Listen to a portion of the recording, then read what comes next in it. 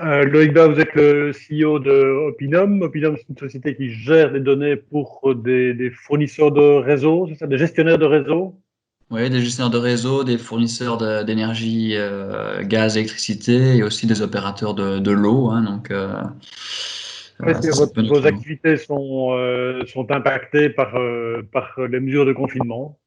Ouais, elles sont impactées, bien sûr, au niveau organisationnel, puisque ben, on applique naturellement ce qui a été demandé par le gouvernement, c'est-à-dire le télétravail quand c'est possible. Et donc, pour notre cas, vu qu'on est un éditeur logiciel, nos produits se trouvent sur le web, eh bien, on a pu appliquer en effet ce télétravail, hein, depuis on avait même pris l'initiative avant que ce soit demandé par le gouvernement. Et donc ça change un petit peu la manière de travailler, même si on avait déjà l'habitude d'avoir des séances de télétravail, hein, tous nos employés avaient l'habitude de télétravailler. Ici, maintenant, c'est du 100%. Mhm. Par contre, au niveau de l'activité en tant que telle, ben, l'industrie de l'énergie était impactée naturellement au niveau du pétrole, mais pas au niveau de la distribution d'électricité, de gaz et d'eau, hein. Je pense que tout le monde chez soi a toujours accès à l'ensemble de ces commodités.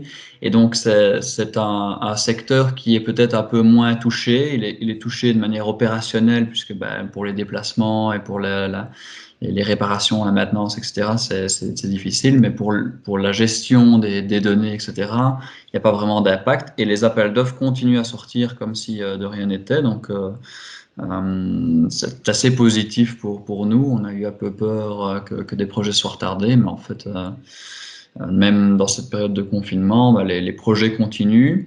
Et j'ai envie de dire que bah, ce qui est digital devient quelque chose de plus facilement accessible, hein. Donc, pour tous les clients qui étaient justement opérationnels, qui avaient beaucoup de temps à passer sur des activités sur site, etc., bah maintenant, ils sont chez eux, ils ont du temps et le sujet sur lequel ils penchent, c'est le sujet du digital. Mhm. Donc c'est assez intéressant. Est-ce qu'il y a des choses dans cette crise que vous allez retenir finalement? Est-ce qu'il y a des pratiques ou des enseignements que vous allez retenir en se disant, tiens, ça, finalement, on n'y avait peut-être pas pensé, ou bien c'était l'occasion de le développer? Bah, en tout cas, sur le niveau organisationnel, on voit que le télétravail marche bien. Je pense qu'il y a une prise de conscience chez plusieurs de mes collègues qui étaient un petit peu contre au début, qui voient que en fait, ça continue à bien fonctionner. Donc, je pense qu'il va y avoir des réflexions qui sont d'ailleurs en cours sur bah, comment la société va s'organiser à l'avenir. Il faut savoir que le télétravail, ça a aussi un avantage quand on est une jeune société, c'est qu'on peut aller recruter beaucoup plus loin que simplement la région dans laquelle on habite.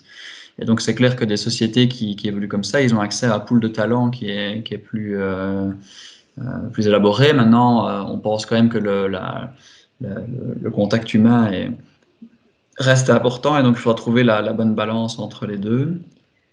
Et puis, en tant que citoyen, oui, je pense que ça peut amener aussi des réflexions sur la réindustrialisation de l'Europe, sur la dépendance à la Chine, et des choses comme ça. Je pense que c'est aussi, on- il faut tirer toujours des enseignements de crises comme celle-là, et pour voir comment on peut faire mieux à l'avenir en tant que société, en tant que citoyen et en tant que gouvernement aussi.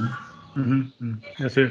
En tant que jeune société, vous le disiez, est-ce que vous êtes dans une position peut-être plus fragile aussi en termes de ressources, en termes de résistance à la crise?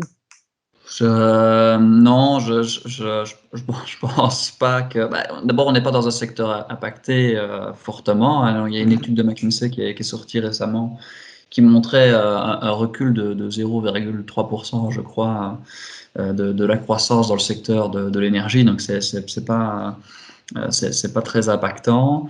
Euh, L'accès, je sais bien qu'il y a eu, et on a été signataire à un appel au soutien du gouvernement pour les startups.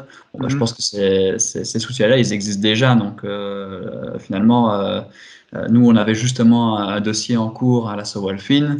bah, c'est pas parce qu'il y a une crise que ça change quoi que ce soit sur la pertinence du dossier. Et donc, c'est clair que des sociétés qui veulent, qui ont un bon business plan et qui sont capables de sortir de cette crise avec des enseignements et de l'agilité, ben, il n'y a pas de raison qu'elles ne se fassent pas financer par les mêmes moyens que ce qui existait avant. Et donc des garanties bancaires à 50% ou 75%, ben, ça existe déjà. Mhm. Donc voilà, je pense que l'appel qui a été fait, c'est plus une consolidation et créer une voie commune de toutes les startups. Maintenant, moi, je pense que j'étais assez d'accord avec ce qui a été publié justement récemment dans l'Echo. Il faut que les dossiers soient pertinents pour être financés. Et à Ouais. partir de là, ça continuera. Et nous, on a une belle croissance. Donc, je pense que les dossiers qu'on met pour le moment, ils ont toutes les chances de passer. Et dans tous les cas, la crise pour Opinum ne nous impacte pas. Maintenant, j'imagine bien des sociétés avec qui d'ailleurs on travaille, comme des sociétés comme Utopix qui ont un réseau de photographes qui prennent des fois des photos pour nous, pour des clients. Ben ça, ces activités sont complètement à l'arrêt. On sait Mhm. nous-mêmes Mhm. plus les utiliser. Ouais. Et donc là, j'imagine que pour eux, c'est quand même beaucoup plus délicat de continuer les activités. Maintenant, voilà, la région wallonne a mis aussi des aides en place. Je pense qu'ils y ont droit. Donc voilà, il faut.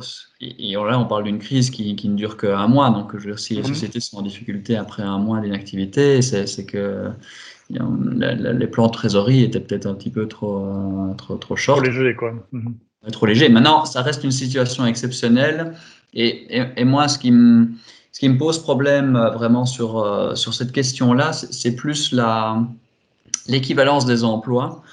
Et donc, je trouve par exemple que moi, la raison pour laquelle j'ai signé l'appel aux startups, Mhm. c'est pas pour sauver mon emploi à moi. J'ai vu hier un article, Mhm. un interview de Xavier Daman Daman, ouais. qui disait que il fallait être fonctionnaire si on voulait pas prendre de risques. Moi, naturellement, c'est pas du tout mon statut de patron ou d'entrepreneur que je veux protéger. C'est les Mhm. emplois qui sont derrière. Et donc, ce qui est important, c'est de dire qu'aujourd'hui, déjà, les sociétés comme les nôtres, elles ont du mal à recruter, puisqu'on n'a pas les mêmes moyens que les grandes sociétés.